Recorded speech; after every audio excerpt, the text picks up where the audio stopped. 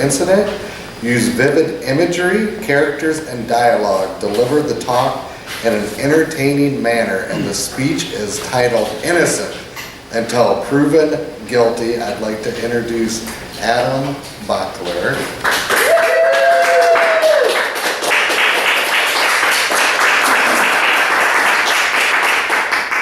Thank you, Mr. Toastmaster. Thank you, fellow Toastmasters, and thank you, guests.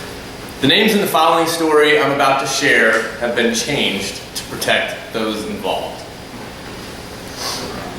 The sun had set hours before on the rural village of Bayview Gardens.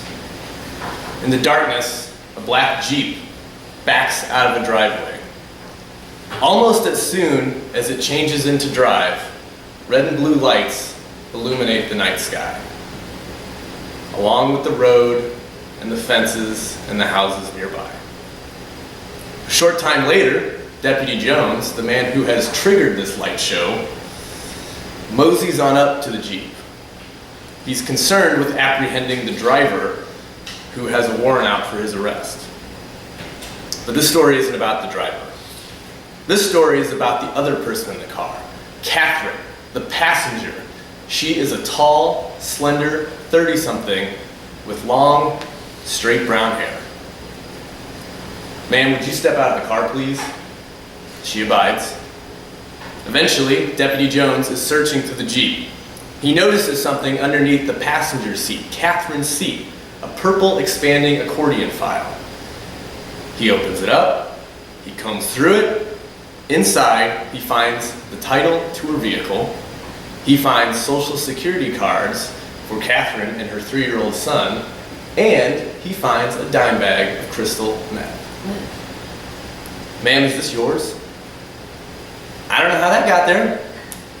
Deputy Jones repeatedly asks Catherine if the meth was hers. She says it wasn't, and she didn't know how it got in the purple expanding accordion file.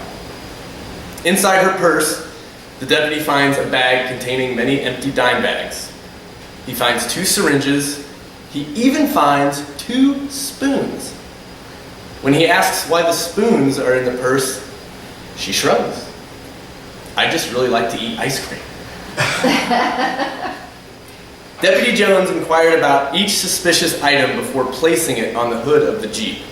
In all, he lays out a cornucopia of paraphernalia that led him to suspect the crystal meth was hers.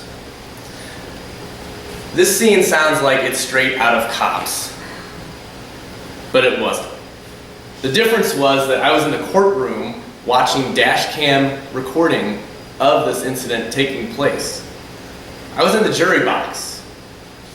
I was part of a team of 12 jurors and 2 alternates that were asked to determine whether it was Catherine's crystal meth found in the purple folder. Within about 4 hours, both sides had presented their cases. We only took about half an hour to deliberate the case in the jury room. A short time later, the prosecution, the defense, and the jury filed into the court for the final time. The judge addressed the jury. Has the jury reached a decision? The foreman replied, "Yes, Your Honor." He handed the envelope to the bailiff, who relayed it to the judge, who then opened the envelope. The jury here today finds the defendant, Miss Catherine, who is charged with possession of less than 5 grams of methamphetamine, not guilty. It's a little surprising, isn't it? She's got syringes, spoons. Keep in mind that in America, a defendant is innocent until proven guilty. The defense attorney didn't have to prove she was innocent. The state bore the burden of proving that she was guilty. I must admit, things didn't look great for Catherine. The state's attorney suggested that the items found in her purse were exactly the items a meth user would need. In fact, Catherine admitted under oath that she had been using meth for several months. However, we felt the state could not prove the meth was hers for 2 reasons. First, the black Jeep wasn't hers.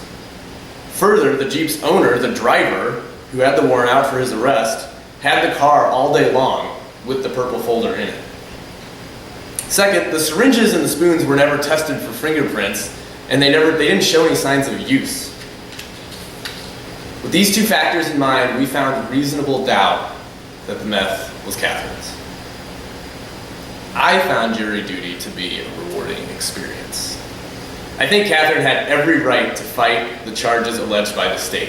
She faced a potential punishment of up to 5 years in prison with a $25,000 fine. Instead, for now, she gets to put this trial behind her.